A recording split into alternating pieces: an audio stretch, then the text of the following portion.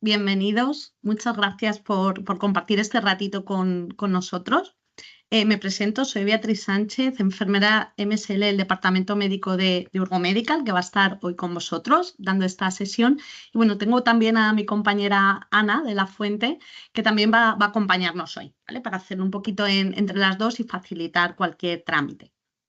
Antes de que se me olvide, lo repetiré luego para los que entren un poquito más tarde, pero hemos desactivado el chat por evitar interacciones, ¿vale? Pero sí que os animo a que realicéis cualquier pregunta, cualquier duda, cualquier comentario que queráis a través del el apartado de preguntas y respuestas, que es un icono que os sale en la pantalla, ¿vale? Con una interrogación. Si a alguien le da apuro, que suele pasar, preguntar algo ya que va a aparecer en pantalla, puede hacerlo también de forma anónima, ¿vale? Os aparece la opción de lanzar de forma anónima, ¿vale? Y luego al final de la sesión responderemos a las preguntas que nos dé tiempo.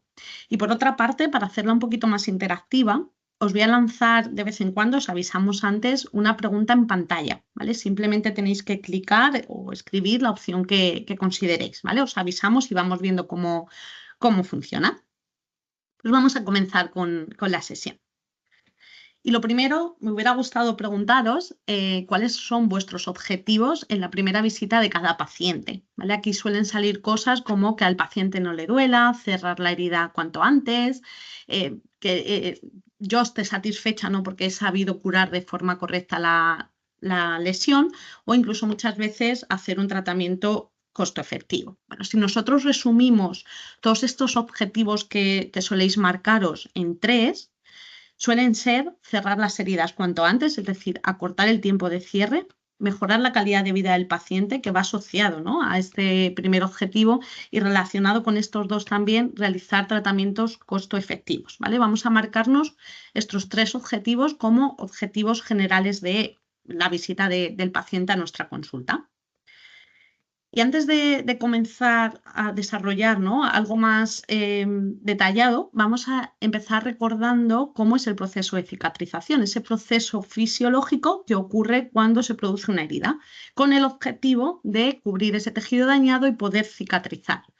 Recordar que tiene 4 fases.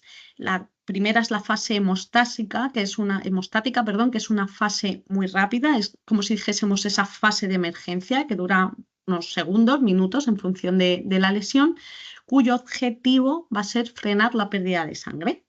Por ello, ¿qué va a ocurrir? Bueno, que la célula principal va a ser esa plaqueta, ¿no?, para formar ese tapón plaquetario, y a la vez, como nuestro organismo es muy inteligente, va a producir una vasoconstricción para frenar el aporte vascular en esa zona donde está la herida. Una vez finalizada esta fase, empezaría esa fase inflamatoria como segunda fase. En este caso, el objetivo va a ser la defensa, ¿vale? Por ello, las células principales van a ser esos neutrófilos, esos macrófagos, esos linfocitos T. Y para facilitar la llegada de estas células defensivas al lecho de la herida, nuestro organismo inteligente lo que va a hacer en este caso es una vasodilatación. ¿Qué vamos a observar debido a esta vasodilatación? Que la herida va a ser más exudativa, es decir, van a aumentar los niveles de exudado. Es algo normal, es algo natural, y que me gusta siempre recalcar, porque a veces, ¿no?, cuando estamos en la curación de una lesión, de repente vemos un aumento de exudado y solemos asociarle a una presencia de infección, que muchas veces se debe a esto, ¿no? Pero muchas veces también puede ser porque esa herida que estaba ahí estancada, se había parado en ese proceso de cicatrización, ha activado esta fase inflamatoria y ha aumentado, ¿vale?, en cierta medida ese nivel de exudado. Después de la fase inflamatoria, fase proliferativa. En este caso vamos a empezar a cubrir ese hueco, ese tejido dañado que ha dejado la lesión, y aquí van a tener lugar 2 subprocesos. Por una parte, la formación de nuevo tejido o fibroplastia, y de ahí que la célula principal de esta fase sea el fibroblasto o el miofibroblasto, como esa célula, ¿no?, especializada en el cierre. Y también va a tener lugar una angioplastia, formación de nuevos vasos sanguíneos, porque si yo creo tejido y no le aporto sangre que lleva nutrientes, lleva oxígeno, ese nuevo tejido no viviría, ¿no?, moriría y no conseguiríamos ese objetivo. Y por último, la fase de maduración o remodelación, que es en la cual ese tejido que se ha creado, ese neotejido, ¿no?, que ha cubierto la lesión, va a ganar resistencia, va a hacerse más maduro, va a adquirir características similares al tejido circundante y de esta forma podemos dar por finalizada la cicatrización de esa lesión, ¿vale? Esta fase, al contrario de la fase hemostática, suele ser una fase muy larga que puede durar semanas, meses o incluso años en función del tipo de paciente que tengamos ante nosotros o el tipo de lesión que presente.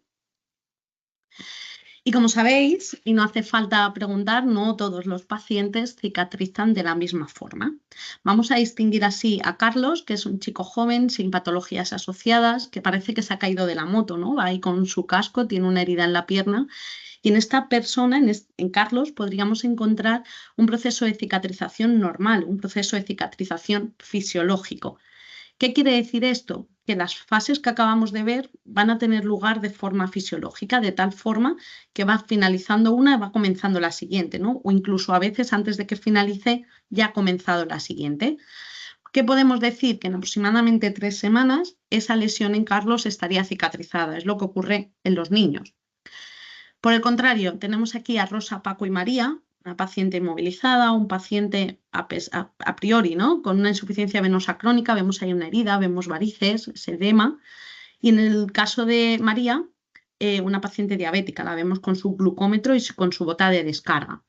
En estos casos, pacientes con comorbilidades o simplemente pacientes de edad avanzada, vamos a ver una mayor dificultad a la hora de cicatrizar. Vamos a encontrar ese proceso de cicatrización alterado, ¿vale? Estas heridas se van a quedar estancadas o paradas en esa fase inflamatoria y pueden estar ahí semanas, meses, años, ¿vale? Ahora vamos a ver el motivo, pero donde vamos a encontrar esas heridas que llamamos crónicas, esas heridas estancadas, va a ser en esta fase inflamatoria. Hasta que yo no resuelva esta inflamación en la herida, no voy a permitir avanzar a las siguientes fases.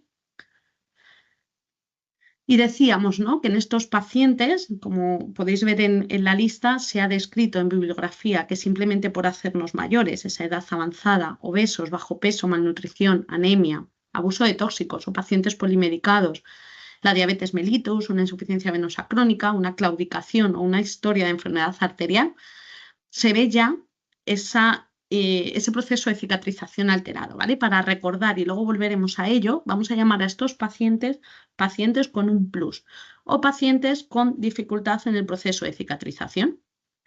¿Y esto por qué, no? Porque estas circunstancias, estas características de cada persona nos van a llevar a esa inflamación prolongada, a ese proceso de cicatrización alterado. Pues es porque estas circunstancias o estas características van a hacer que ese paciente, esa persona, mejor dicho, tenga un exceso de metaloproteasas. Y me gustaría preguntaros, y aquí iría esa primera pregunta, ¿qué entendéis o qué habéis oído hablar o qué sabéis de las metaloproteasas? Ana, ¿puedes lanzar la pregunta, por fin? Ahí la tenéis.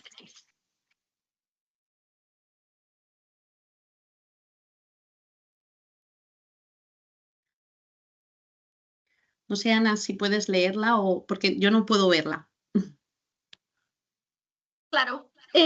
La pregunta es, ¿cómo actúan las metaloproteasas en la cicatrización de las heridas? Primera opción, a niveles superiores de metaloproteasas, mejores resultados de cicatrización. Segunda, actúan solo en personas de edad avanzada y a niveles superiores de metaloproteasas, peores resultados de cicatrización. No sé cómo van las respuestas. Cuando consideres, Ana, vemos los resultados. Esperamos un poquito, de momento solo tenemos unas cuantas. Os animo a Pero responder, no es un examen ni nada, ¿vale? Simplemente es para ir teniendo una idea de realmente el concepto que habéis oído, ¿no? Tenéis de estas metaloproteasas y poder enfocarlo un poquito más o menos. pues de momento va ganando la última opción, que es a niveles superiores de metaloproteasas, peores resultados de cicatrización. Vale, perfecto. Veo una mano levantada. No sé si has entrado al inicio un poquito más tarde, pero por fin, para evitar interferencias, todas las preguntas, todos los comentarios o todas las dudas que puedan surgir, lanzarlas a través del apartado de preguntas y respuestas y lo respondemos luego al final.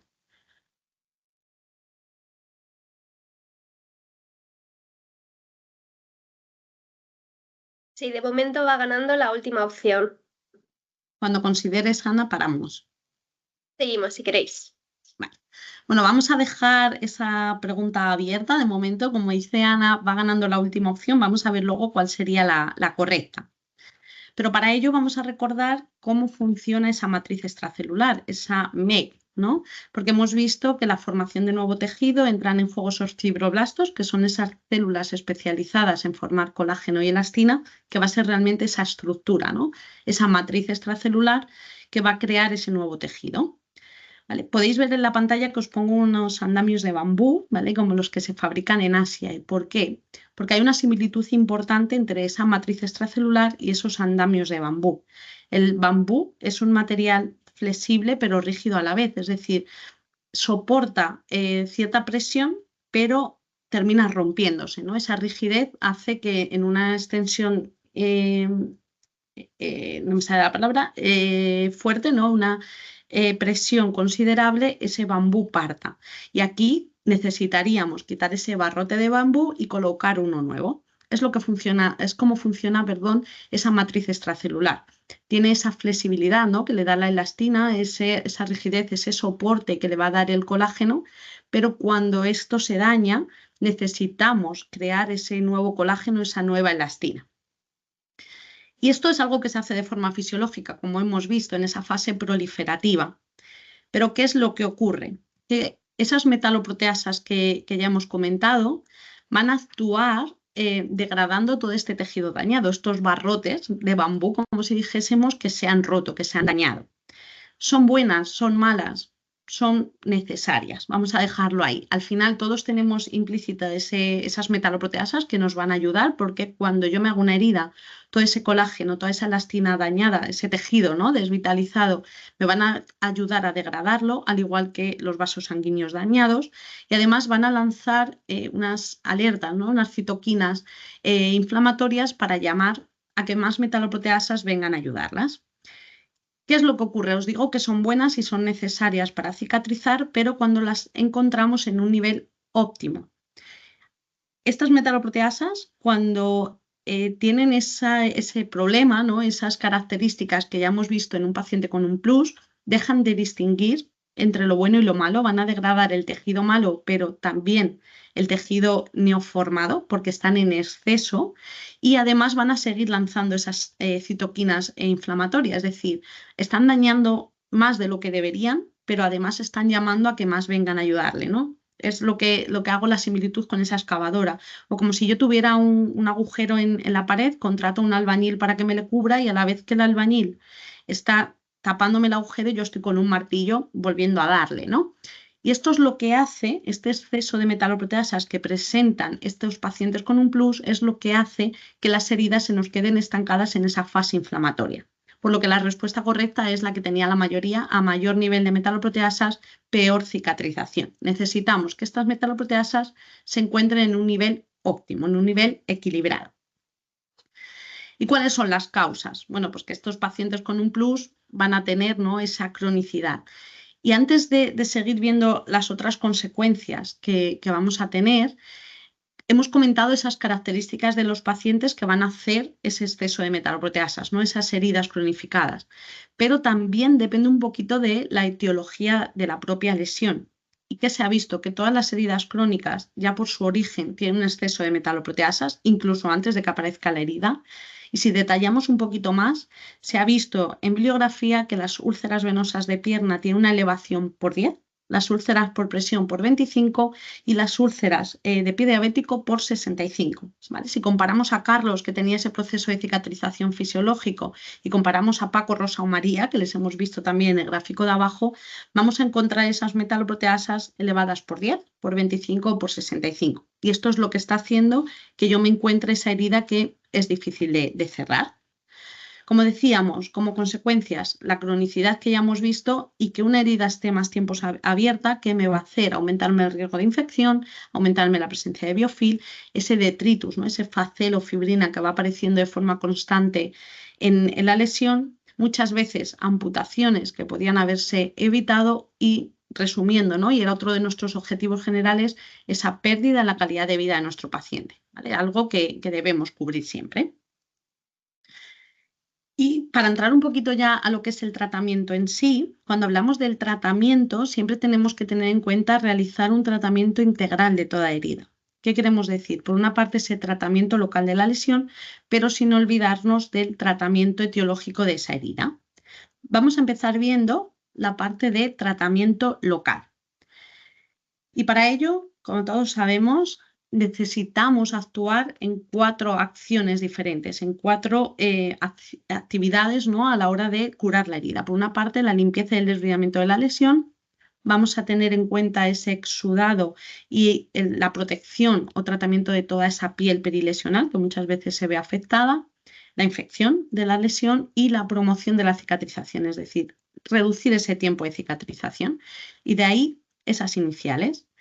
Para facilitar recordar todos estos puntos, si le cambiamos el orden, vamos a obtener un acrónimo que es muy fácil de recordar cuando hablamos de una herida y es el acrónimo PIEL.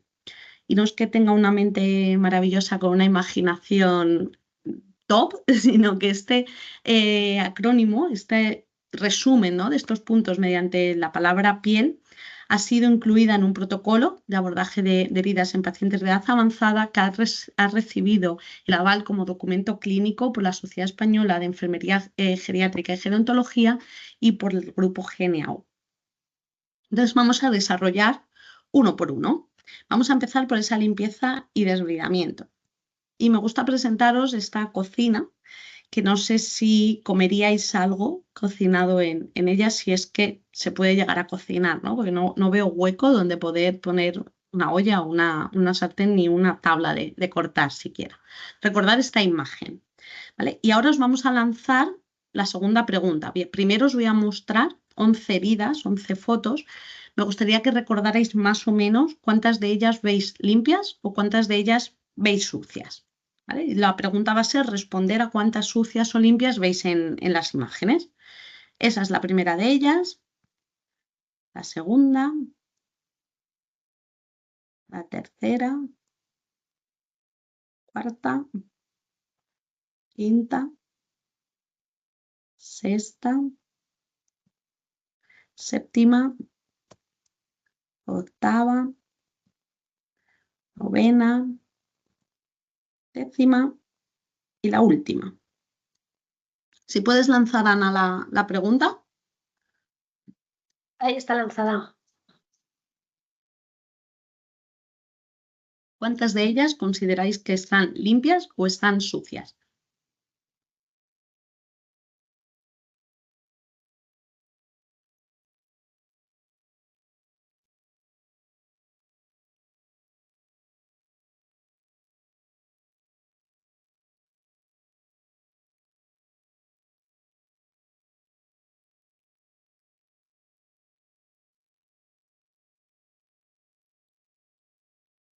Cuando consideres, Ana.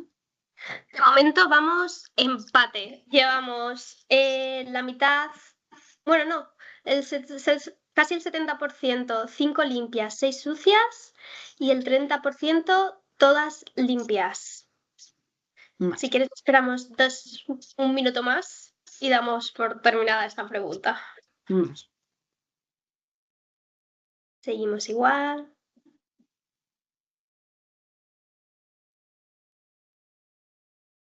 Sí, de momento va ganando 5 limpias, 6 sucias. Vale, pues venga, continuamos. Finalizamos la pregunta y es una pregunta un poquito trampa. ¿Por qué? Porque no hay herida limpia. Veo que nadie ha respondido todas las heridas están sucias, pero es la respuesta correcta. No hay herida limpia. En todas las heridas tenemos detritus, restos de tratamientos, restos de nuestro propio sistema inmune que van a hacer, ¿no?, que esa herida se encuentre sucia y tenga elementos que necesitamos retirar. ¿Para qué? Para permitir esa cicatrización correcta, para evitar ese riesgo de infección.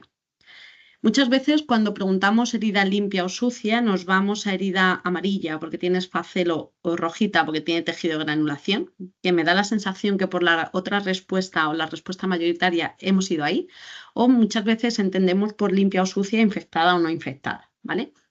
Tenemos que decir que no hay herida limpia, que todas están sucias porque todas tienen estos restos de tejido desvitalizado o incluso tratamientos, como ya hemos comentado. ¿Y hay que limpiar todas las heridas? Bueno, pues las últimas guías y consensos nos confirman que sí. Es necesario eliminar todo este tejido desvitalizado que hay en la herida para permitir esa cicatrización correcta o ese tratamiento, ¿no? O prevención de la infección en toda la lesión.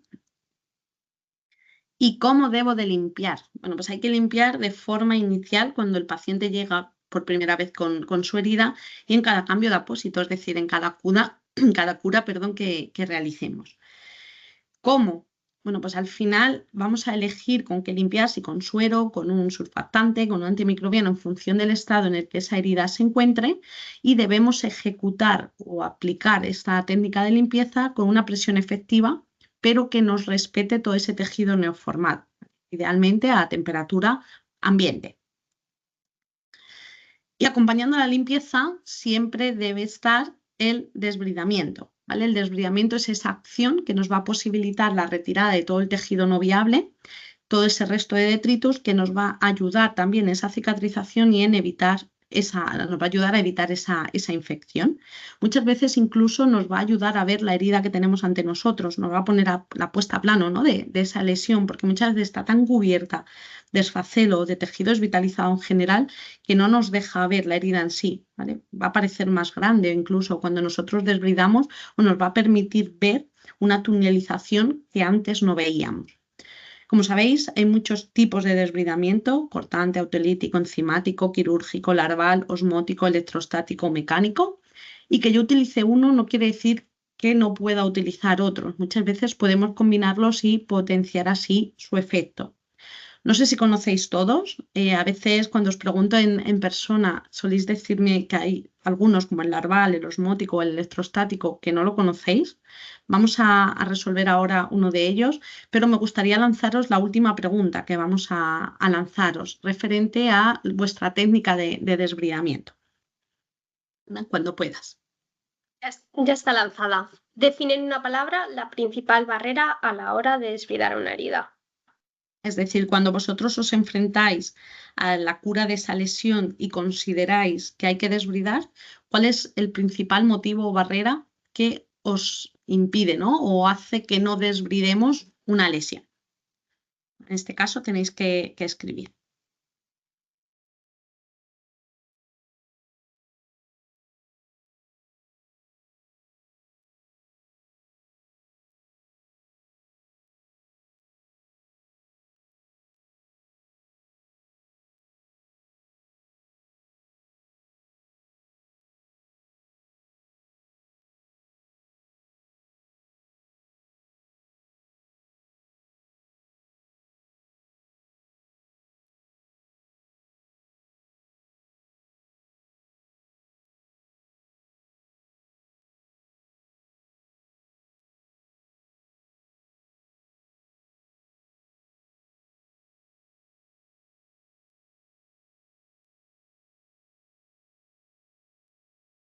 ¿Cómo vamos, Ana? Damos un poquito más. De momento llevamos dolor, conocimiento. Damos un poquito más de tiempo para que podáis enviar vuestras respuestas.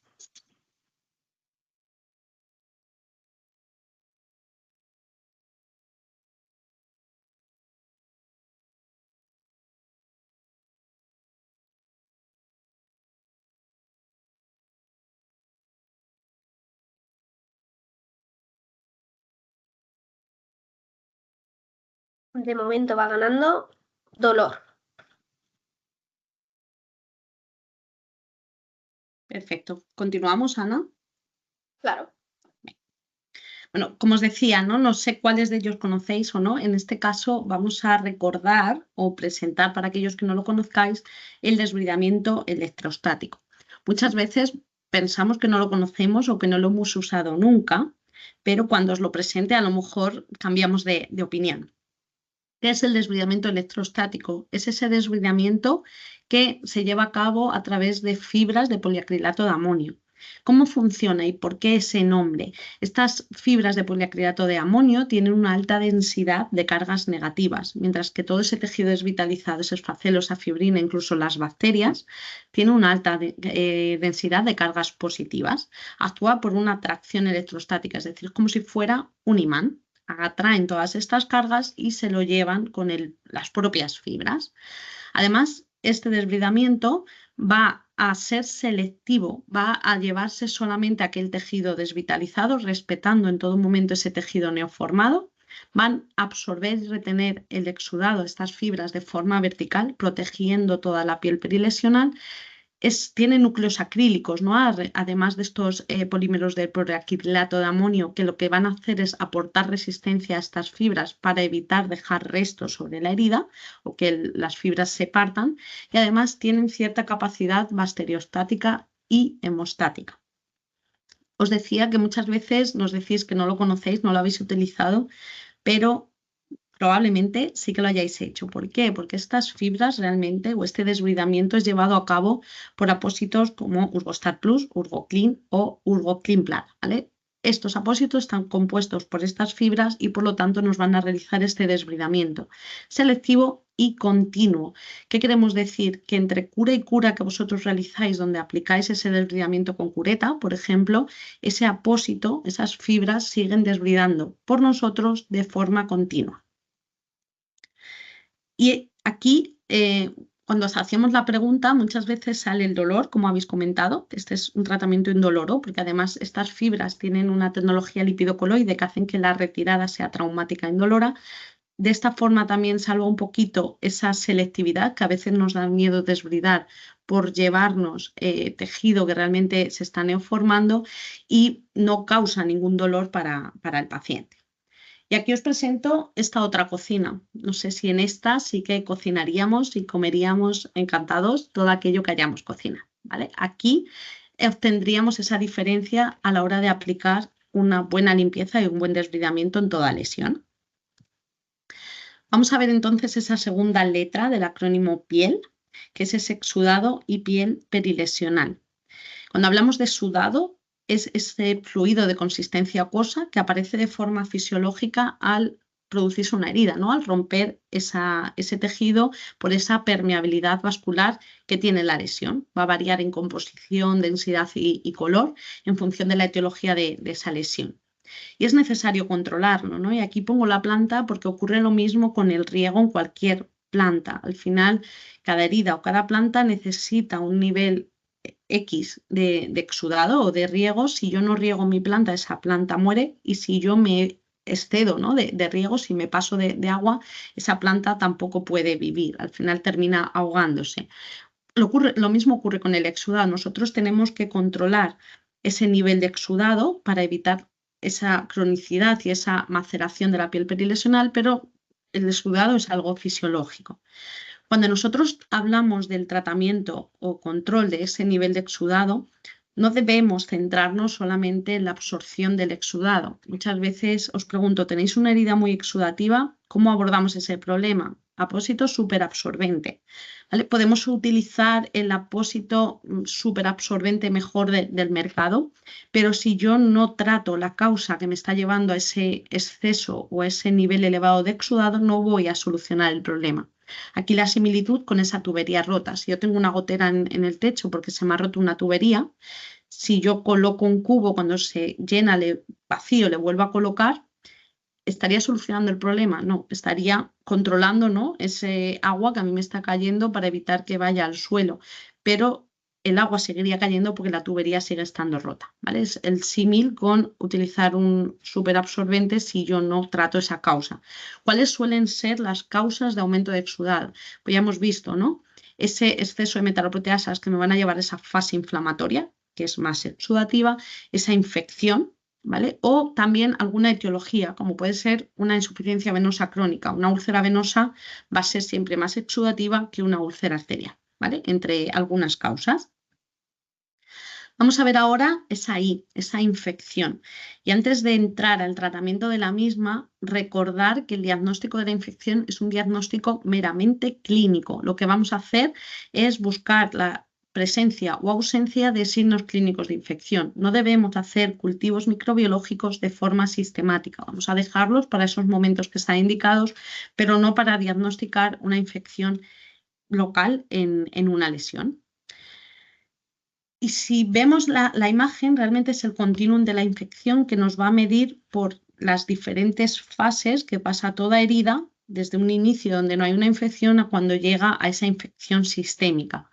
Todas las lesiones, vamos a empezar por el lado de la izquierda, están contaminadas. En todas hay presencias de microorganismos que están ahí, que no están causando ningún problema, no son ninguna amenaza. Estos microorganismos empiezan a multiplicarse sin causar todavía ningún daño, ninguna amenaza, y es cuando decimos que estamos en una fase de colonización. Esa herida colonizada, pero no está infectada. En el momento que esa multiplicación ya empieza a ser un problema, empieza a afectar esa cicatrización de la lesión, es cuando vamos a entrar en esa fase de infección local sutil, que hasta hace poquito tiempo se conocía como colonización crítica, por si os suena este concepto. ¿Vale? Dentro de la infección local, como hemos dicho, está la sutil y también la clásica, que es la que todos hemos estudiado en la carrera y todos conocemos. ¿Qué diferencia hay? En esta infección local sutil es donde van a empezar a aparecer signos clínicos de infección que ya nos están indicando que la situación se está complicando. Vamos a ver ahora algunos, pero vamos a encontrar esa hipergranulación, esa decoloración del tejido, ese tejido friable. Cuando hablamos de esa infección local clásica, ya vamos a ver esos signos clásicos que son el dolor, calor, rubor, tumor, pérdida funcional. Según vamos aumentando esa virulencia o ese número de gérmenes, vamos a entrar en una infección extendida y por último esa infección sistémica. ¿Y qué se ha visto también? Que a partir del momento en el que una herida se encuentra en una infección local sutil, ya hay presencia de biopelícula o biofilm, por lo que ese concepto siempre debemos tenerle en cuenta. ¿Y qué nos dice la evidencia? ¿Hay que actuar igual en todas las fases? Pues efectivamente no. En la fase contaminación-colonización, donde no hay todavía una infección en la herida, vamos a tener que vigilar de forma exhaustiva para evitar que esa infección siga, o esa colonización en este caso, siga avanzando. Pero en el momento que entramos en una infección local, sutil, ya debemos actuar, debemos intervenir. ¿Cómo? En el caso de una infección local, vamos a tratar con un tratamiento antimicrobiano, añadiendo además un antibiótico sistémico, no tópico, en pacientes inmunodeprimidos. Y desde el momento que entramos en una infección extendida, es decir, infección extendida e infección sistémica, ya vamos a tratar con ese tratamiento antimicrobiano más el antibiótico sistémico desde el inicio a todos los pacientes.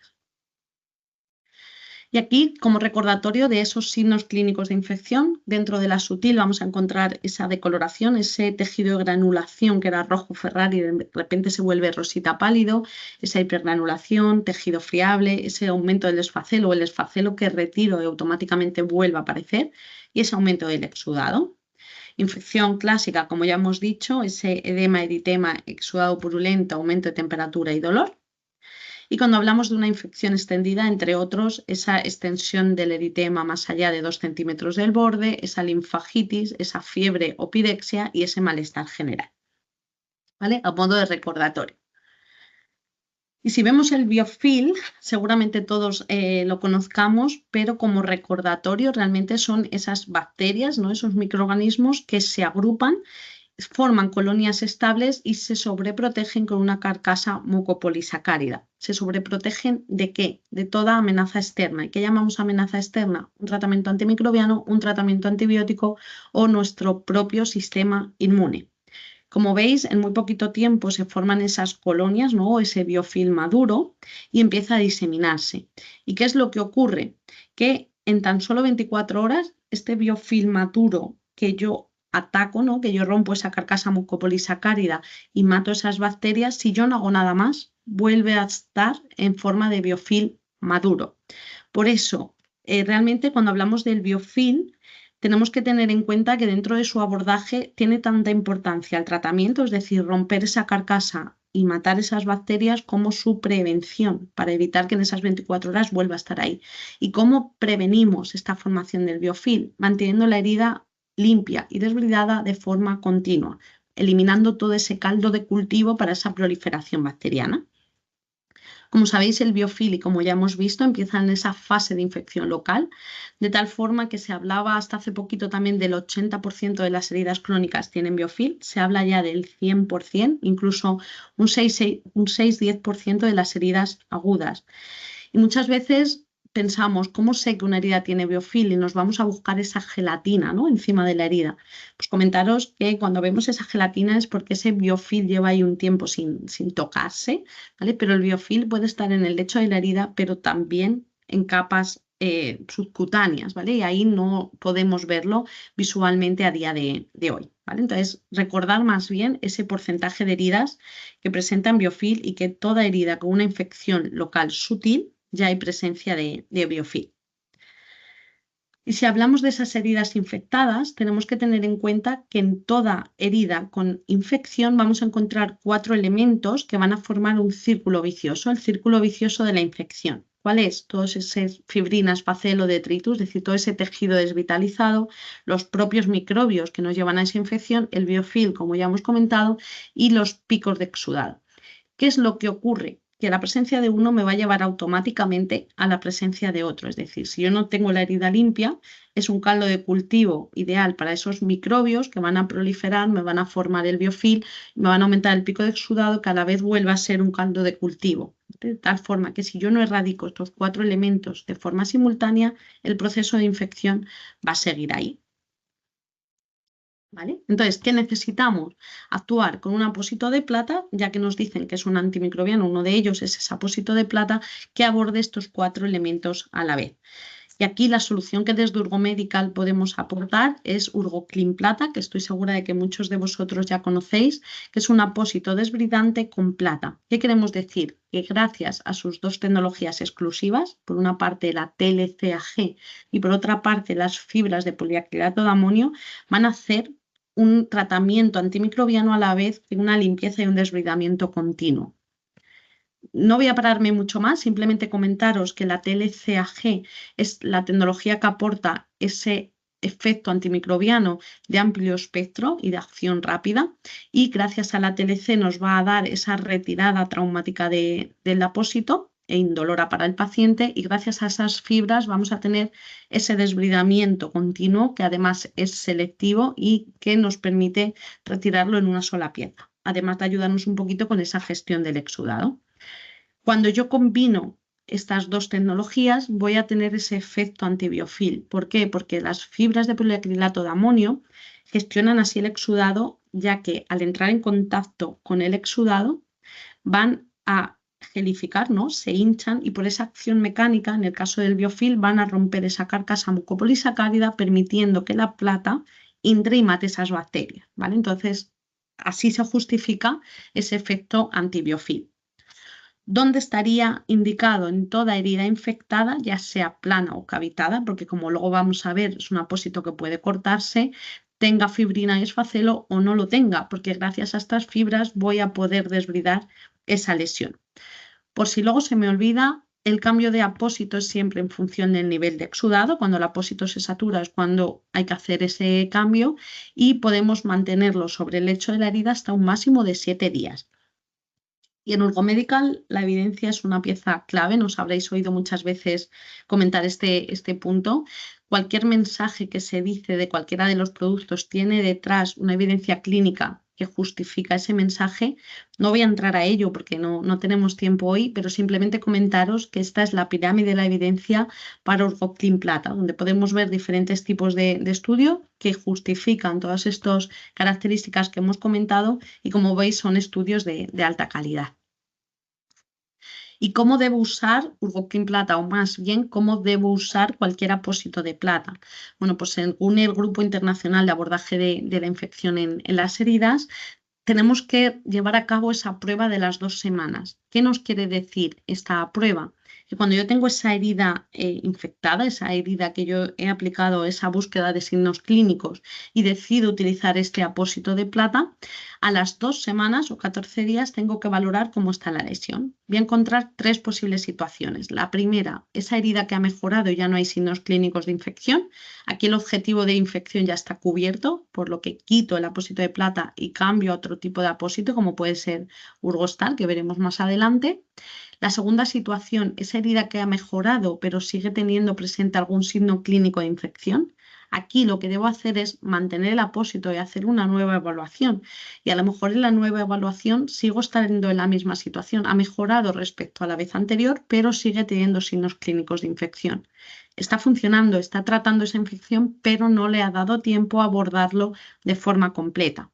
Y por último, la tercera situación es aquella en la que no hay mejoría y haya o no signos clínicos de infección, la herida no ha mejorado, como decíamos, o incluso ha empeorado. Paro el tratamiento, hago una evaluación completa del paciente, vemos si hay algo que se nos escapa de alguna enfermedad concomitante o a un cultivo. Aquí sí que estaría indicado ese cultivo para ver si hay alguna cepa presente que necesita un tratamiento antibiótico u otro tipo de tratamiento. ¿Vale? Aquí a qué os quiero llevar, que perdamos el miedo de si a las 2 semanas no he abordado la infección, hay que quitar la plata. No, no hay que quitarla. Vamos a valorar si esa herida ha mejorado o no para retirarlo efectivamente o mantener ese apósito. Y vamos a nuestra última letra, esa promoción de la cicatrización o actuación sobre ese proceso de cicatrización en sí, sobre esa fase inflamatoria. Y aquí recordar lo importante es la persona que tiene esa herida, las características propias de ese paciente, de esa persona, que nos van a llevar a ese proceso de cicatrización fisiológico normal que tenía Carlos o a ese proceso estancado en esa fase inflamatoria que era el que veíamos abajo en el caso de Rosa, Paco y María. ¿Vale? Entonces recordar el paciente con un plus, que es el que va a marcar ese proceso de cicatrización. ¿Y cómo podemos actuar en esa fase inflamatoria prolongada? Bueno, pues aquí seguramente hayáis oído hablar de ese tratamiento de las metaloproteasas, de esa reducción de exceso, porque recordar, eran necesarias, pero cuando estaban en exceso, en un nivel elevado, estaban perjudicando. ¿Qué tengo que hacer? Llevarlas al equilibrio, eliminar ese exceso y dejarlas en ese nivel óptimo. ¿Vale? Aquí es donde nos ayuda la tecnología TLC-NOS o lo que es lo mismo la gama de productos Urgostar, que seguramente muchos de vosotros conozcáis. La TLC, como en el caso de Urgoclin Plata o cualquier apósito de Urgo que tenga la TLC, nos va a aportar esa retirada traumática, esa cura en ambiente húmedo y esa proliferación natural de fibroblastos, es decir, ya cierto carácter cicatrizante. Y al añadirle la tecnología NOS, lo que vamos a hacer es reducir ese exceso de metaloproteasas, llevándolos al equilibrio y acelerando el cierre de la lesión. Como decíamos, está presente en la gama Urgostar. En este caso vamos a hablar de Urgostar Plus Pad porque es esas mismas fibras que ya hemos visto en Urgoclin Plata, pero donde en lugar de añadirle la plata se le ha añadido la tecnología NOS. Podríamos decir que es un apósito desbridante que acelera la cicatrización, ¿vale? Es decir, va a limpiar y desbridar al igual que lo hace Urgoclin Plata, pero en este caso lo que va a hacer es avanzar en el proceso de cicatrización en esos pacientes que vemos esa cicatrización alterada. ¿Por qué os digo esto? Muchas veces nos preguntáis, estoy utilizando Urgoclin Plata en esta herida, no sé si lo estoy haciendo bien. Nuestra pregunta suele ser, ¿hay signos clínicos de infección? No, pero es que me limpia muy bien. En este caso, Urgostar Plus Pad os va a limpiar igual que limpia Urgoclin Plata, ¿vale? Simplemente la diferencia es si hay infección o no la hay. Por lo tanto, indicación, herida de nuevo plana o cavitada, porque también se puede recortar, conos y tejido esfacelado, ya que desbrida y limpia, igual que hemos visto con Urgoclin Plata, y en fases de inflamación, granulación o epitelización. Es decir, cuando ya no tengo un proceso de infección activo. Al igual que ocurre con Urgoclin Plata, aquí veis la pirámide de la evidencia de Urgostar, ¿vale? Es el apósito con mayor nivel de evidencia del mercado, incluso uno de sus estudios fue publicado en la revista The Lancet, ¿vale? Recomendaciones además por guías internacionales como la guía NICE o el Grupo Internacional de Pie Diabético. ¿Y cómo debo usar entonces estas fibras? Bueno, aunque hayamos dicho que limpian y desbridan de forma continua, las heridas hay que limpiarlas, ¿vale? Ya hemos dicho que hay que limpiar todas las heridas antes de colocar ese apósito, ¿no? En cada cambio de apósito. Estas fibras, para activar esa tecnología, necesitan cierto grado de humedad. ¿Qué quiero decir? Cuando la herida es exudativa, por poquito exudado que tenga, ese propio exudado me va a aportar la humedad necesaria para que la fibra lo absorba, gelifique y haga su función. Pero hay veces que tenemos heridas secas, heridas sin nada de exudado. Ahí necesito aplicar ese grado de humedad. ¿Cómo? Añadiendo 1 o 2 gotitas de hidrogel, el que tengáis en la consulta, Besibe, Purilón, Intrasite, Leurgo, da igual el que tengáis, pero añadiendo 2 o 3 gotitas de ese hidrogel. Son apósitos que, como ya hemos dicho, se pueden recortar o se deben recortar muchas veces porque hay que asegurar el contacto directo de la base del apósito con el lecho de la herida, ¿vale? Para permitir que esa tecnología actúe sobre ese lecho. De tal forma que si yo tengo una herida superficial, simplemente coloco el apósito y ya está, me va a actuar. Pero si tengo una herida cavitada o en una difícil localización, necesito cortar ese apósito para que se quede bien aplicado, ¿no?, sobre el lecho de la lesión. ¿Y qué podemos observar o cómo podemos asegurar una buena experiencia? Muchas veces creemos que la TLC-NOS en 2 horas me va a solucionar el problema de esa inflamación. Pues probablemente en alguna ocasión sí, ¿no? Cuanto antes abordemos ese proceso de inflamación, antes vamos a conseguir el resultado, y esto ha quedado demostrado a través de la evidencia, pero hay que dejarle actuar. Cada tipo de paciente necesita su tiempo por el exceso de esas metaloproteasas o cada etiología, como ya hemos visto, ¿vale? Entonces no nos precipitemos y dejemos que la tecnología TLC-NOS actúe. Vamos a ver también que muchas veces cuando retiramos el apósito vamos a encontrar un exudado marrón, más denso, incluso muchas veces nos puede llegar a pensar, ¿no?, que algo va mal, que algo he hecho mal y la herida va peor. Al revés, ¿vale? Es una muy buena señal de que el apósito está funcionando y esa cicatrización está avanzando. El tercer punto ya lo hemos comentado antes, pero a veces nos llamáis, ¿no?, nos consultáis porque habéis utilizado uno de estos productos con las fibras y os parece que al retirarlo la herida es más grande y pensáis que está yendo mal. No, pensar que ese desbridamiento es selectivo, de tal forma que va a respetar en todo momento ese tejido sano, va a llevarse aquel tejido que no nos vale y en ese caso probablemente esa piel circundante de la herida era tejido desvitalizado. Tengo que acondicionar esos bordes. Si yo no acondiciono los bordes, no voy a permitir esa cicatrización, ¿vale? Y es lo que ha ocurrido en este caso. A partir de ese momento empezaremos a ver esa aproximación.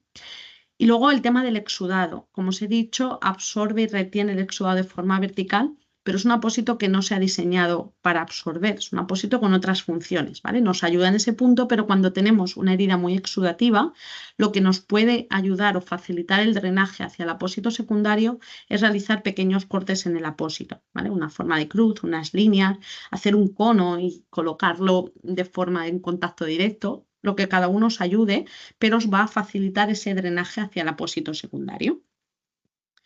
Y con estos hemos visto esos 4 pasos o ese acrónimo piel. Pero como ya hemos comentado, realmente necesitamos realizar ese tratamiento integral. Hemos abordado ese tratamiento local, pero nos quedaría hablar un poquito de ese tratamiento etiológico. Esto nos puede llevar mucho tiempo, vamos a verlo de forma muy resumida, ¿vale? Pero bueno, nos tenéis para consultarnos todo aquello que necesitéis, incluso a mis compañeros que os ven día a día, os van a poder solucionar también todas las dudas.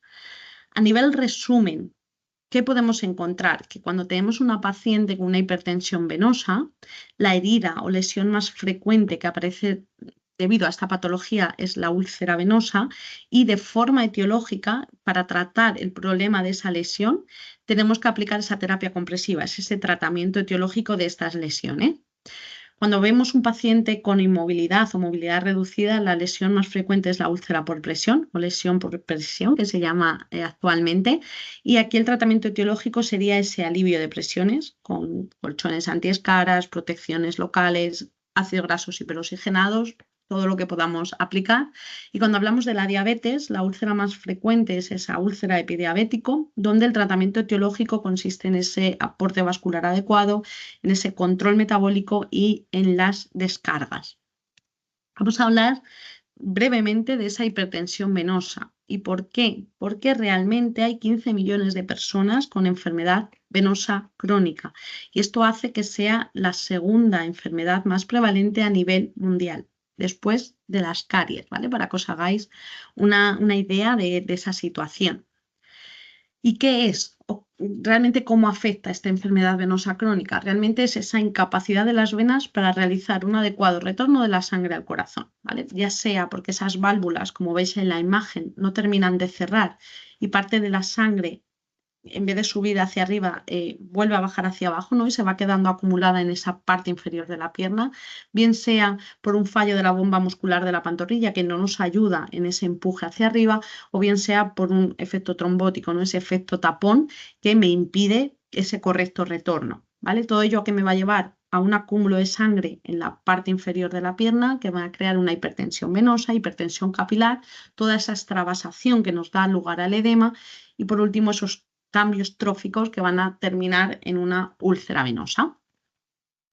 Y comentaros el alto porcentaje de lesiones en pierna que son de origen venoso. Y es que el 75-80% de todas las heridas que veáis en las piernas de vuestros pacientes van a ser de etiología venosa. Son heridas que vamos a o debemos tratar como vamos a ver ahora. ¿Qué debo hacer? Asegurar el diagnóstico, ¿vale? Y para ello yo siempre digo que somos enfermeros, que no curamos heridas, que curamos a personas que tienen una herida y por ello lo primero que hay que evaluar son a las propias personas. Vamos a ver esos antecedentes del paciente, vamos a ver bien esa historia clínica, vamos a encontrar esos factores de riesgo, ¿no? Edad más avanzada, mujeres, embarazo, antecedentes, que nos van a llevar más hacia ese lado venoso. Vamos a ver la pierna en sí, vamos a ver si tiene edema, si tiene varices, telangiectasias, ese ennegrecimiento, ¿no? de la pierna, toda esa lipodermatosclerosis que nos van a llevar también hacia esa enfermedad venosa crónica. Vamos a ver la úlcera, si es muy exudativa, si no lo es, si tiene bordes irregulares, si tiene bordes, o sea, si parece un círculo perfecto, ¿no? Con todo esto nos vamos a ir orientando.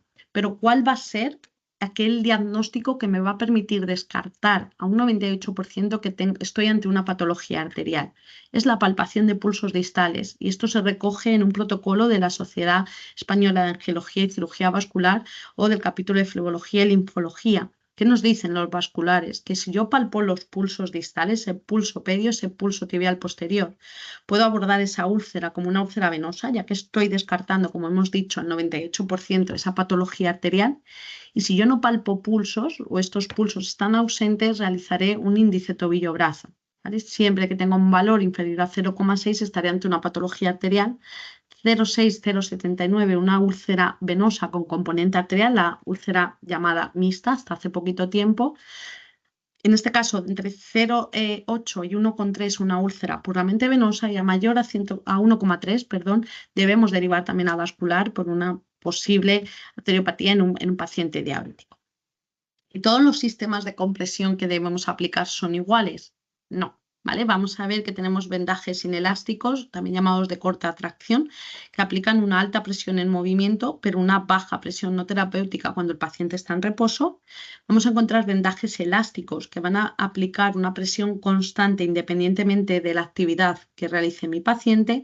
Y vamos a encontrar un vendaje multicomponente, es decir, que tiene tanto componente elástico como componente inelástico, combina estos dos componentes para obtener la ventaja, ¿no? Características de ambos, aplicándonos una compresión óptima, que es tanto, o sea, alta presión, ¿no? O presión terapéutica óptima en actividad del paciente, pero también en reposo. Y como veis, cambia la intensidad de esa presión en función de la actividad, lo que mejora esa adherencia del paciente. ¿Qué podemos encontrar con ese sistema multicomponente o a qué llamamos sistema multicomponente? Aquellos vendajes que ambos componentes ejecutan una compresión por sí solos. Y aquí tenemos UrgoK2 y también el nuevo UrgoK1, que probablemente también conozcáis. ¿Y qué nos recomienda entonces la evidencia, viendo las diferentes características? Bueno, pues que el vendaje multicomponente es esa terapia de elección cuando tenemos ante nosotros una úlcera de etiología venosa, ¿vale? Lo dice la IUMA, la Cochrane, la QNUEI, la GNAU y la Sociedad Española de Enfermería Vascular y Herida. Pero recordar, para terminar, que la pieza clave o aquello que nos va a orientar en qué tratamiento utilizar siempre va a ser el paciente. Vamos a distinguir entre el paciente niño o el paciente sano y el paciente con un plus a la hora de abordar una lesión. Y como resumen, teniendo en cuenta este algoritmo de tratamiento, valoramos, como hemos dicho, si ese paciente tiene comorbilidades o no, o es decir, o es un paciente con un plus. Dentro de estos pacientes con un plus, vamos a distinguir ese tratamiento local, donde la pregunta va a ser, ¿hay infección o no la hay? Porque hay que limpiar todas las heridas, hay que desbridar todas las heridas y hay que tener siempre presente ese control del exudado. Entonces, la pregunta a si hay infección o no, si es sí, necesito utilizar un antimicrobiano, donde tenemos Urgoclin Plata; si es no, necesito promocionar ese cierre. Y aquí es donde entra en juego la gama de productos Urgostar.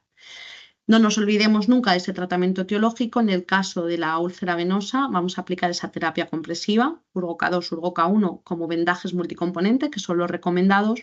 Una lesión por presión, ese alivio de presiones, y una úlcera de pie diabético, ese control de la glucemia, control vascular y las descargas. No sé si recordáis esos 3 objetivos que nos hemos marcado al principio: el cierre de las heridas cuanto antes, mejora de la calidad de vida y el tratamiento costo-efectivo. Con este algoritmo de tratamiento habremos conseguido estos 3 objetivos, y recordar que la evidencia científica es el criterio que debe guiar nuestras decisiones diarias, nuestras decisiones terapéuticas, porque de esta forma vamos a tener la confianza de saber que vamos a lograr nuestros objetivos con algo que está avalado, con algo que me está diciendo esa evidencia científica. Como resumen, ya sí que terminamos, es necesario realizar un abordaje integral del paciente, una valoración integral y un tratamiento integral, local y etiológico.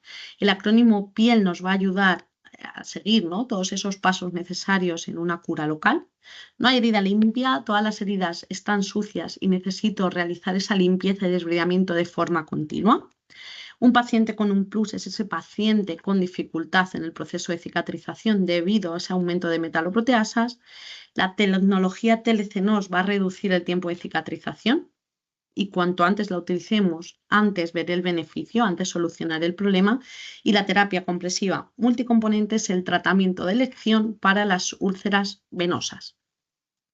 Vamos a ver muy rápido, para que haya tiempo de preguntas, un caso clínico. En este caso tenemos una mujer de 85 años, ya simplemente por eso una paciente con un plus, pero además tiene antecedentes como una insuficiencia venosa crónica, trombosis venosa profunda, edemas o movilidad reducida, que presenta esta lesión.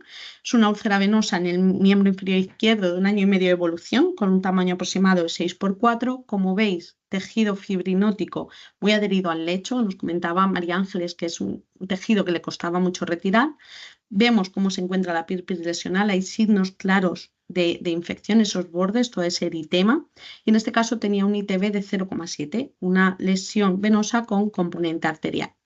¿Cómo se abordó? Localmente se inició Urgoclin Plata, ¿vale?, porque tenía esos signos clínicos de infección, aplicando esa terapia compresiva multicomponente de presión reducida al ser una úlcera mixta, Urgoca 2 Lite.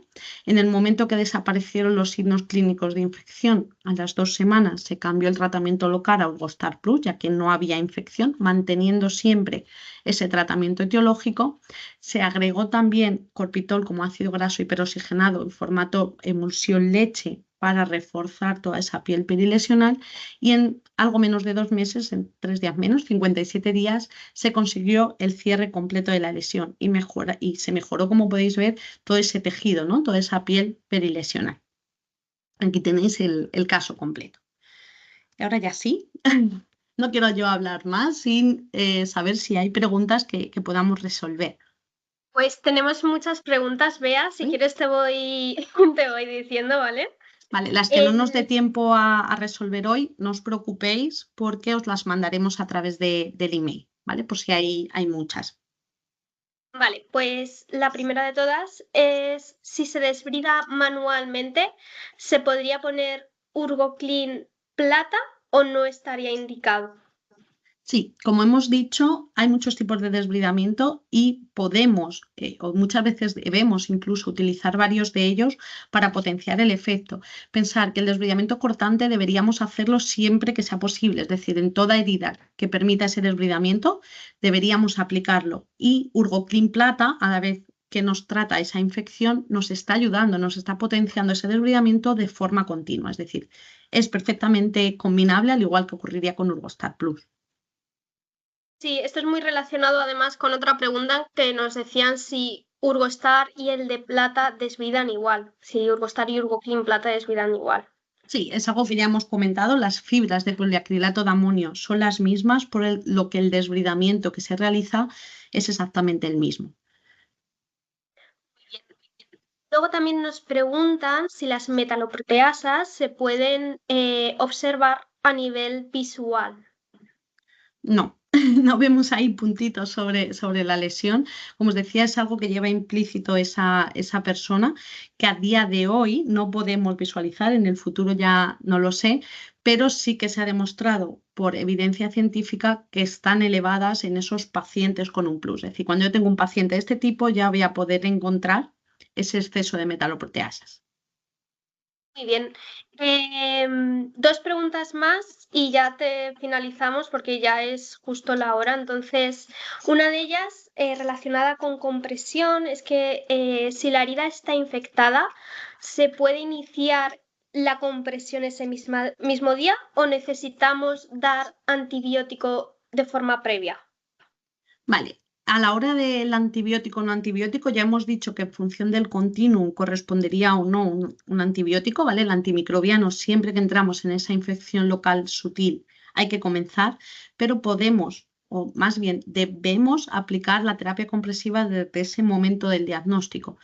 Pensar, bueno, no es una contraindicación, simplemente como contraindicación teníamos esa insuficiencia cardíaca descompensada o esa enfermedad arterial periférica severa, ya que si es moderada tendríamos esa úlcera mixta, pero aparte de no ser una contraindicación, es algo que necesitamos para tratar la causa de esa herida, pero es que además nos va a ayudar a abordar ese proceso de infección, ya que va a mejorar, ¿no?, todo el aporte vascular en la zona y con ello facilitar la llegada de esas células de defensa.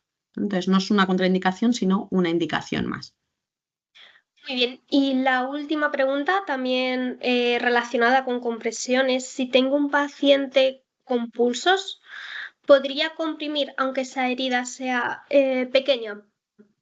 No se puede, se debe, ¿vale? Pensar que simplemente por la causa de la herida, como ya hemos dicho, esa enfermedad venosa crónica, vamos a encontrar una elevación, ¿no?, de metaloproteasas por 10, es decir, vamos a encontrar ese proceso de cicatrización alterado. Si yo no abordo este problema, si yo no trato esa causa con la terapia compresiva, que va a ser el 80% de tratamiento, vamos a hacer que esa herida pequeñita en muy poco tiempo sea una herida grande. Es decir, una herida que puedo cerrar en 2 semanas, por ejemplo, se me va a ir a 8 meses, 1 año, 2 años, no sabemos. Muy bien. Pues yo creo que damos por finalizado la sesión de hoy. Se han quedado respuestas en el tintero, pero no os preocupéis porque las responderemos por mail, ¿vale? Y nada, muchas gracias, Bea, por esta sesión. La verdad que yo al menos he aprendido un montón, espero que vosotros también.